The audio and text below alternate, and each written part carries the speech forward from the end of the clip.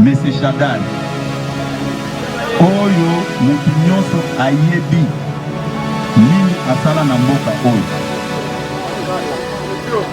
Il s'est permis du haut de la tribune à Lubumbashi pour qualifier IDPS parti à Bamili biso bakate ya IDPS toto ebisa bango biloko wana toza lelo ko compromettre même avenir politique na biso au nom de cet accord.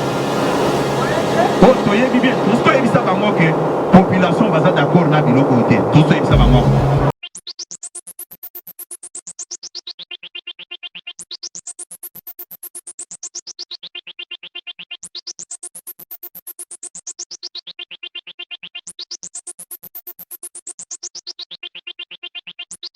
Biso to sala ka ba makele lawa ba exploiter ka ba mabe na biso baza ko laksa bisike belé. Comment quelqu'un qui prétend diriger la République dans son propre parti politique, il n'y a que du désordre. C'est raison pour laquelle Mokonzi Mboka Tango Nazaki nommé secrétaire général au mois de mai a epsenga que pour nasalo confiance, il faut ramener Batunion sur la carte parti. Na epseke ke na kosalango et puis na saleli yango. Yango bande ko ebele na kosenga bino na tolérance. Tolimbisana. Tobosa na makambo eleka 2023 ezoze la biso tokolo bela 2023 ceux qui toza divisé te. À des fois, le comportement na biso et ça la Mokonzi Mboka passe. Mais na lingaki kolobali kambote parce que ils en a trait na bomoko na niveau à parti. Et belé bozalaki scandalisé par rapport ya makomi ya moko na kati na biso. Oyo akomela kinga ndeko na biso maître Peter Kazadi. C'est pour moi une occasion aussi pour Naïb Sabino de quoi s'agit-il. IDPS viva. Je ne pouvais pas le faire, mais na se rendre compte que les Kambwana est scandalisé et belé na kati na bino. Problème est à niveau nini. Nous sommes au mois de janvier. Tango Mokonzi Mboka azoti ya cabinet en place. Nazalaki consulté te Mokonzi alinga nommé n'importe quel directeur de cabinet de son choix. Atiaki professeur Eberan provisoirement comme son directeur de cabinet. Mais tango ba donne et ko changer. Batien de Vital Kamere comme directeur de cabinet, de Eberan Akiti Aye, directeur de cabinet adjoint. J'ai été consulté, Dieu me voit. Et Pande Gonabiso, maître Peter. Il n'était pas content puisque lui voulait être directeur de cabinet adjoint du chef de l'État. Mais quand il a appris que Moutamemaka, professeur Eberan, et pas chef de l'État, et président Jean-Marc Abound, pour naïe, Moutoua Zangisi, comme directeur de cabinet chef de l'État, et Jean-Marc Abound. Il m'a dit, Lokola Saliboye, n'a qu'à combattre na degré nyonso. Ce sont des choses que je ne pouvais pas dire ici. Je l'ai dit malgré moi. Botala, depuis janvier, Tozalelo, dans le mois d'octobre. Tous les jours que Dieu a créé, j'ai fait que l'objet des attaques dans les réseaux sociaux par mon frère. Mais il ne dit pas la vérité aux gens. Aujourd'hui, je me vois dans l'obligation d'étaler cette vérité à l'opinion. Tango Epsinga Makambwana na calmé. Nous sommes au mois de mai. Mon frère m'a invité à l'hôtel du fleuve autour de la piscine.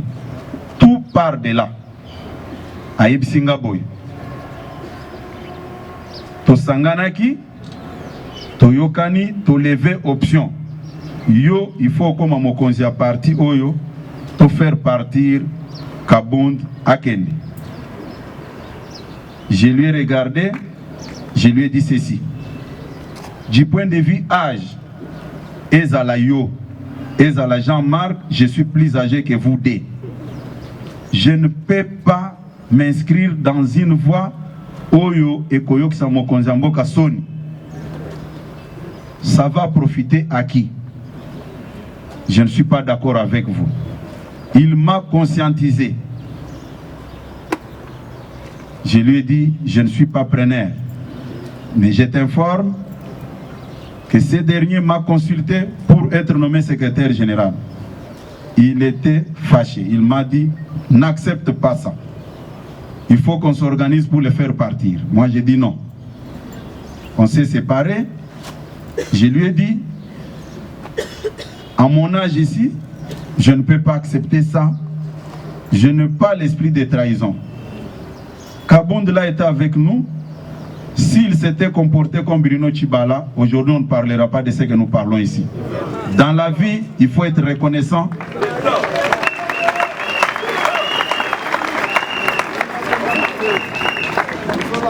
Je l'ai dit malgré moi, je ne pouvais pas le dire. J'ai fait l'objet des attaques dans les réseaux sociaux.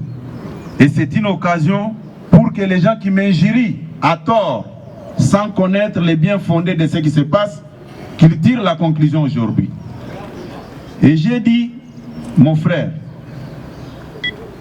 qu'est-ce que vous allez gagner en me mettant là où il est, le faire partir injustement, sachant très bien que tout ce que nous allons faire, c'est pour se régler des comptes. Dengue Tokana quitté, Moutna Moutouakoti na Moutoukanae a démarré, n'a souhaité bonne chance. C'est pourquoi, le 18 mai, quand on a été nommé comme secrétaire général, première attaque est Outa et Panaï. Nous sommes au Congo central. Quand le président Kabound prend le téléphone, pour nous retourner, qu'est-ce que tu es en train de faire avec Augustin? Dieu m'est témoin à répondre que n'entre pas dans mes problèmes avec Augustin. Augustin, c'est mon frère. J'ai dit au président Kabound, le problème, ce n'est pas moi, c'est vous. Si j'avais l'esprit de trahison, j'allais te trahir, j'allais accepter leurs propositions et on allait te chasser du parti. C'est pourquoi, ceux qui n'ont pas en dehors de la politique, je suis chrétien, je crois à la parole de Dieu. Le premier traître s'appelle Judas. Je ne pouvais pas le faire. Tout ce qu'on vous rencontre de gauche à droite, je suis locataire à quelques mètres d'ici. Je n'ai pas acheté la parcelle. Les véhicules là, c'est un ami qui m'a cédé ça puisque Bami Toukanangez en panne. Qu'on arrête de rencontrer des choses sur quelqu'un quand vous n'avez pas de preuves. Les propriétaires de ces véhicules habitent à la 7e mairie, non loin de l'hôpital Bondeko. Ce n'est pas responsable quand vous n'avez rien à dire. Vous commencez à vilipender quelqu'un dans les réseaux sociaux injustement. Nayoka Kilisous, qui n'a créé collectif Moussous Aba parlementaire debout. Il est là. Na menasa bango na bureau nangawana. Na epsa bango que je ne serai pas d'accord avec vous, ceux qui bokabwani. Batu basalanga mabe na parti oyo na zongisa bango nyonso. Moi j'ai une mission que j'ai reçue de la part du chef de l'État, c'est de ramener tout le monde. Je ne peux pas être derrière des divisions au sein de l'IDPS. Et chacun de nous doit s'effacer pour laisser la place aux autres. Nalobakango mikolo nyonso. Ba ministre na biso bazalia. Mon côté, oya koti na gouvernement, sans que na benga eke pesanga CV na yo. Le premier ministre est là. C'est moi qui étais au centre, comme les relais entre les partis, les chefs de l'État et le premier ministre. Mais ceux qui n'ont pas ministre, tout était saisi sur mon ordinateur. Je pouvais insérer mon nom Et tout le monde connaît ma position dans le baki que je préfère rester au parti et souffrir avec les combattants.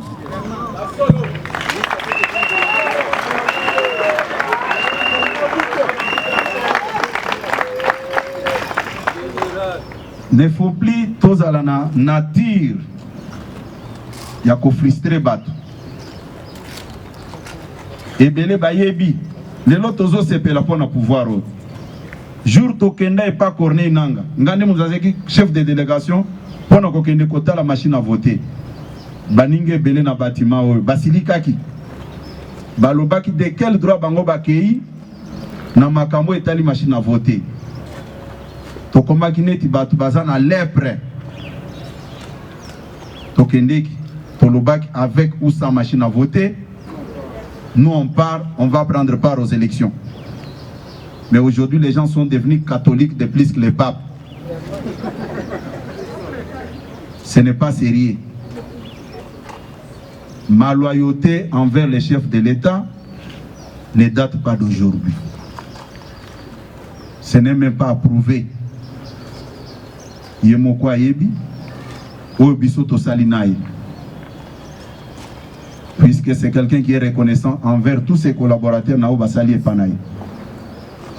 L'autre fois, à Ipsaka Batu, nous étions en plein vol, Tozo Boma. À Lobaki, il s'adressa à son directeur de cabinet. Il avait dit ceci. Batebele Bazomon Augustin tout autour de moi, comme quelqu'un qui est venu comme ça. Or, Toutana Moussika, Tonyo Komana Eming. Et tous ces conseillers m'avaient regardé comme ça. Ça ne sert à rien. 2023 nous attend. 2023 nous attend. Arrêtons avec la distraction. Au moment où d'autres partis politiques s'organisent, à l'IDPS, il n'y a que les débats pour insulter la hiérarchie du parti, rencontrer beaucoup de choses qui ne tiennent même pas debout. Le pango abato nazo futela basiba pesanga yango. Il a acheté ça à $500,000. Non. Bissoto est na pouvoir pour s'enrichir sur les dots des trésors publics comme les autres, non. IDPS viva! IDPS viva! Nakanisi, les acquis une petite mise au point puisque na moni likambwana et frustra kibino. Mais na pesibino vraie version. Tout ce que je viens de vous dire, Mokonzi Mboka Edi Yango. Nasina Loba Yango, Nami Soupé ya les concernés, puisque Naïbsa qui dit la vérité de ton problème au chef de l'État. Mais, Tolimbi Sana, Tozabat, to garder Barankil Namite Mate. IDPS viva! Viva! IDPS viva! Viva! Bao Tozaki Nabango, avant président Tshisekedi, Abela Akende Poto, pour en 2016, président Tshisekedi Alaka Kabiso Naba Eraboy, na permanence Yakala. Tout le long de sa communication, son message était focalisé sur l'amour. Amour du prochain. Ateya Kabiso. Ba ancien netinga ba ebi mukolo wana tozaki na permanence wana. C'est la même chose aussi pour moi.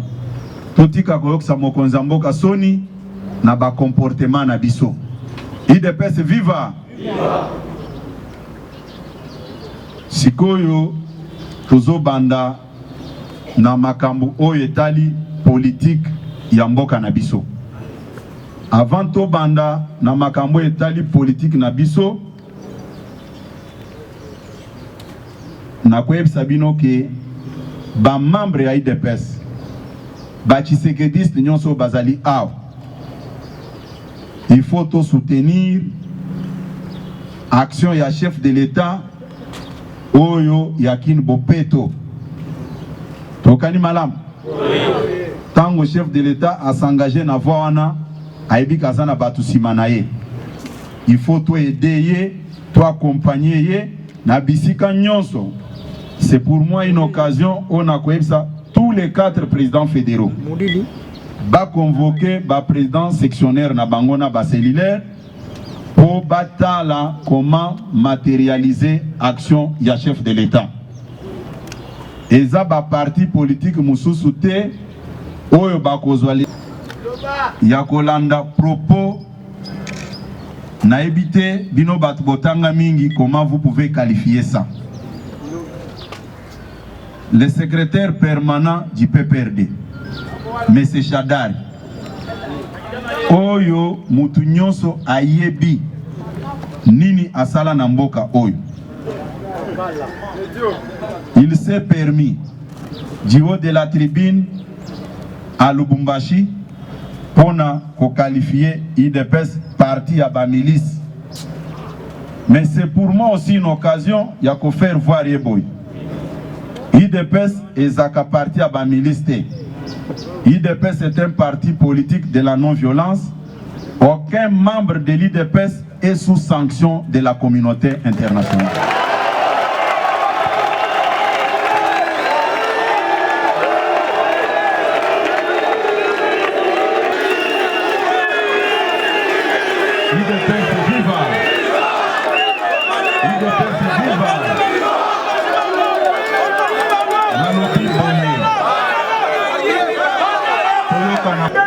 Oyo ya PPRD Ramazani Chadari alobi IDPS eza parti ya Bamilis. Il avait déclaré devant la presse. C'est pour moi aussi une occasion de lui répondre devant la presse et j'utilise le même canon qu'il avait utilisé. L'IDPS est un parti politique de la non-violence et pour son information, aucun membre de l'IDPS n'est sous la sanction de la communauté internationale.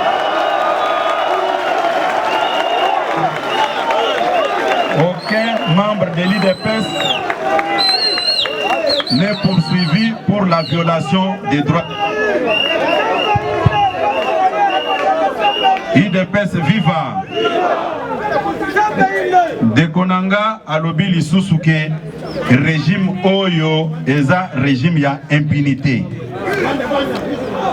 C'est encore pour moi une occasion ya ko faire comprendre boy. C'est vraiment irresponsable même de réfléchir de cette manière. Les régimes que nous avons ici, en commençant par les gouvernements, mais représentent 65% dans ces gouvernements. Comment les gens qui représentent 35% peuvent avoir les dessus sur ceux qui ont au moins 65%? C'est honteux. En dehors de ça, la régie financière nyonso est contrôlée par la banque. Chaîne de dépenses est na maboko na banque. Bayebi à quel niveau batiki mboka oyo.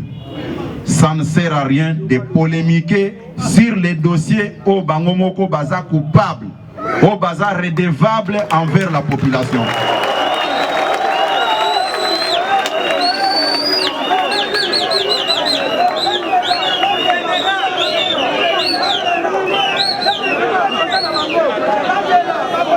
IDPS viva, IDPS viva. Nayokaki bandeko ebele baza ko s'agiter. Pourquoi Bakadre Nabiso baza ko réagir te? Non. Nganaza secrétaire général ya parti, nalinga ko réagir en précipitation te. Il fallait que tika batuba réagir na désordre depuis ngana zwa ba matière nyonso pona ko zo moment yako répondre bango. D'abord naza ko yebisa bino boye. Naza na institution ata mon côté. On a kolobake ceux qui n'a lobby boye bakolongolanga. Non, je l'avais déclaré et je m'assume que je dois rester avec la base du parti. Nayoki eloko mususu esekisaki makasi autour ya gratuité de l'enseignement. Balobi que s'il vous plaît, mes amis, s'il vous plaît. Balobaki que gratuité de l'enseignement ne date pas d'aujourd'hui et bandaki na régime na bango.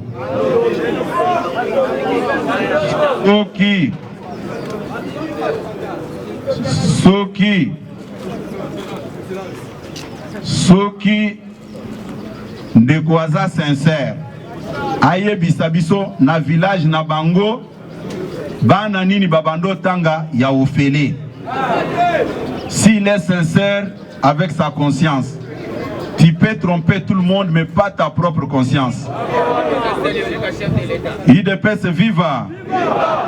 Problème na bango acharnement eza na niveau nini? Parce que à travers le ministère de l'enseignement primaire secondaire Ndesika babandaki copier mbongo ya mboka oyo.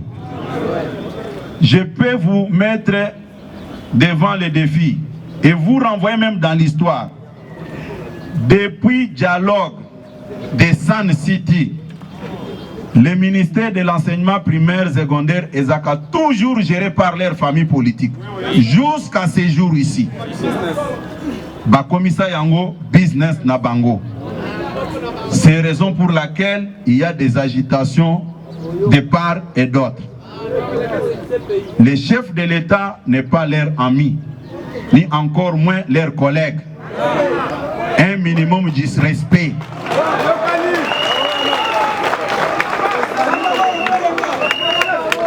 Biso tozali aw tozakolo baboye na niveau ya IDPS.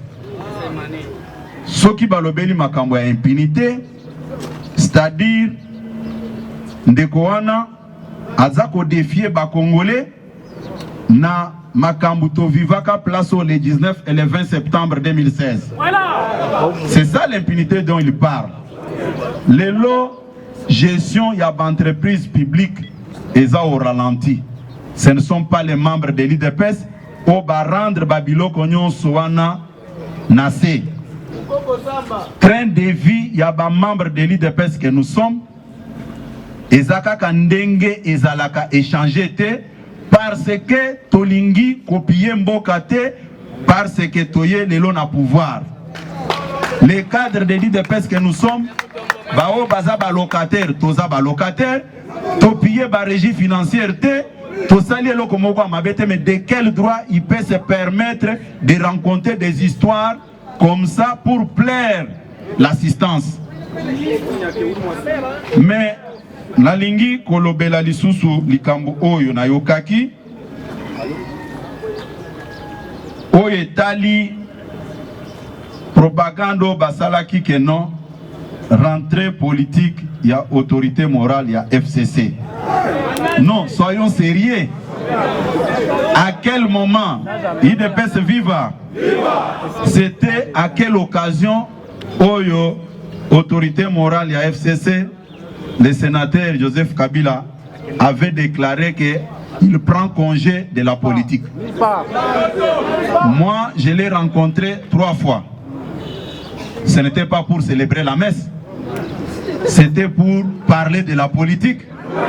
Et nous avons signé l'accord politique, mais quand j'entends les grands professeurs, Batanga Mingi, au lieu balobela batukeno, toke kosa la évaluation, il y a 150 millions de dollars au Tozouaki pour la campagne électorale, mais il faut tromper l'opinion. Même 150 millions en go, bazoela qui a la condition nini. Et les lots aïe donneur des leçons. Je n'accepterai jamais que quelqu'un vienne importuner les gens de l'IDPS au nom de la coalition. Non.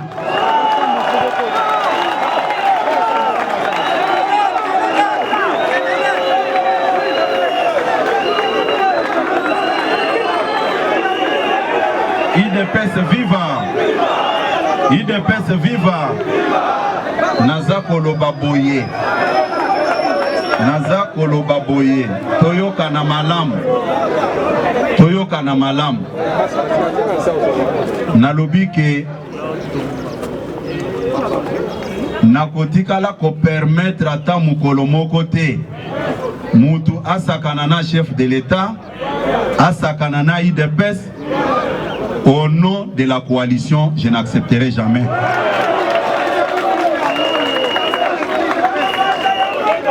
Moi, ce que je peux vous dire ici, c'est quoi? batu nyonso wana baza nostalgique, baza ko se rendre compte que il y a un nouveau pouvoir oeza en place. Babiloko nyonso baza kolobela wana. Ba rendre un mauvais service na chef na bango. Je sais de quoi je parle. J'ai fréquenté leur chef pendant 3 fois et j'ai senti qu'il était mal servi par ses collaborateurs. Parce qu'à chaque moment, quand j'étais avec leur autorité morale, quand nous parlons d'un problème, au retour, ils le faisaient. Contrairement à Bango Nyonsoana, va s'enrichir pour n'avoir intérêt à Bango, ils ne peuvent pas se moquer de l'IDPS. IDPS viva! IDPS viva! Nazako Eb Sabino Boye. Mokonzi na biso kombo na ye Maboko Pembe. Maboko Pembe, Félix Tshisekedi alobelaki biso boye. Alobaki ke bino ba collaborateur nanga. Même s'il faut tobima mpiaka, tobima yango pona ko sauver image ya mboka na ko honorer mémoire ya Etienne Tshisekedi. Makambo baza kolobela 15 millions. Bayoki kombo montoyer de pes batangi yango kuna. Comment est-ce que les gens ne se gênent même pas ozo convoquer batu pour lobela likambo yo yepike soki lelo to initier ba audit na ba entreprise nyonso mais makale kotonda. Makale kotonda soki lelo to initier ba audit na ba entreprise nyonso. IDPS viva! IDPS viva! Toyokana. Biso toza awa pona kopelisa moto te. Lelo biso ba cadre ya IDPS. Toso ebisa bango biloko wana. Toza lelo ko compromettre même avenir politique na biso. Au nom de cet accord. Oh, toyebi bien, tosto ebisa bango que population baza d'accord na biloko ote. Tosto ebisa bango. Non, je vous dis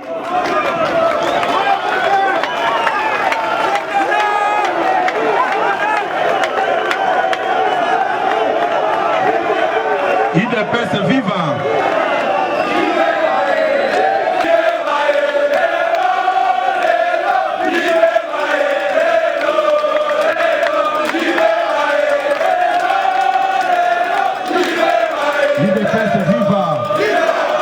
IDPS viva. Toyokani malam. Toza na mokonzi na biso moko. Biso toza ko dépendre na ligne de conduite na ye. Mais batu ba profiter na éducation na malamu te pour dire n'importe quoi. Mokonzi mboka alobaki boye. D'ailleurs, nazako yebisa bino boye. Bokende kotuna Shadari boye 15 millions azako lobawana. Inspecteur général ya finance asa déposa rapport et pas procureur général de la République. Procureur général de la République aza mutuaï de peste azaki nommé pas président Tshisekedi Félix T. Si ça traîne, ce n'est pas un problème du chef de l'État ni encore moins le problème de l'IDPS. Un homme sérieux ne peut pas se permettre ya koloba babiloko wana. Yango na lobaki, il faut soki akanisaki ke na IDPS batu nyonso bazali susu na mino ya kosuwa te. En tout cas, a ponaki zele ya mabe. IDPS viva! IDPS viva! Nazako ebisa bino boye. Lelo awa nazako ebisa bino. Biso batu ya IDPS. Tokoki jamais ko se comporter ndenge bango baza ko se comporter wana. Tango président Tshisekedi Etienne akufaki, to s'organizaki pona ko sauver, ko honorer mémoire na ye. T'honorer mémoire naye, lelo toza na pouvoir. Tokoki jamais ko cracher na mémoire ya Etienne Tshisekedi. Biso ba combattant ba membre ya IDPS. Toza ko gérer régie financière à mon côté. Toyebi likambo ata mon côté à ce qui concerne la destruction de ces pays. To héritier situation au bango moko ba yebi ndenge batiki yango. Ça ne sert à rien quand ils sont devant les journalistes ba tenir ba propos moko irresponsable. Ce n'est pas sérieux. Ngana ko permettre mutute à se permettre yako sakanana chef de l'État. Sur ces points-là, ça ne se négocie pas. Le chef de l'État n'est pas leur ami. Le chef de l'État a une base. Chef de l'État a convaincre seulement les Congolais, mais il a convaincu tout l'ensemble de la communauté internationale. Yango Makamunyo Soana est dérangé binoté. Baza komema bino nanzela moko ya mabe po bazwa raison moko boye. Mais biso tozolo baboye. Nous n'avons peur de rien. J'ai dit que nous n'avons peur de rien. Écoutez, c'est très important. Ba réunion nyonso nocturne baza kosala de gauche à droite. Nous sommes au courant. Mais soki bameki nzambe ye mokonda yebini ne kokoma na Congo mukolo wana. On ne va plus se laisser faire. Na lobby boye. Batouba sous-estimé bisoté. À l'époque, tozalaki na impérium ya pouvoir te. Tobundaki biso moko. Lelo nazako lobango nazako insister. Si par hasard Moutou Amikosi alobi que je prends telle voie pour atteindre tel objectif. L'IDPS ne va pas se laisser faire. Mukolo wana Zambende ayebi oye kokoma na mboka oyo.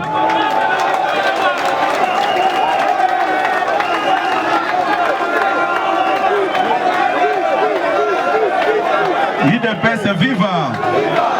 IDPS viva! Nayebi Ongana Zako Sala eza provocation te mais eza moyen ya légitime défense. Et kozala insensé et inacceptable un grand parti comme IDPS avec un secrétaire général tous les jours on tire sur les chefs de l'État. Aucune réaction au niveau de l'autorité. Nous ne pouvons pas accepter ça.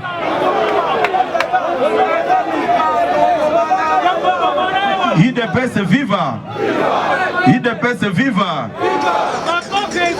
Bino bokozala na bino na position wana otokozela mot d'ordre ya mokonzi ya mboka. Tokani? Tokani? Bobete la fachi beton maboko makasi.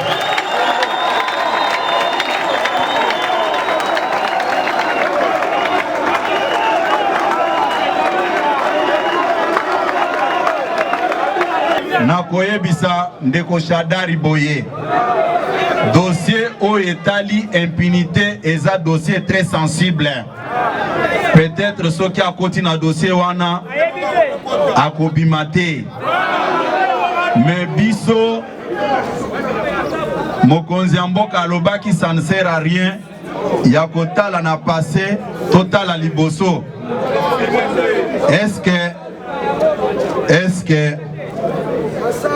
Est-ce que ndeko tango azako loba makambo wana avandisaki ba conseiller na nyonso ba pesi etoli ou bien azwaki initiative na yemoko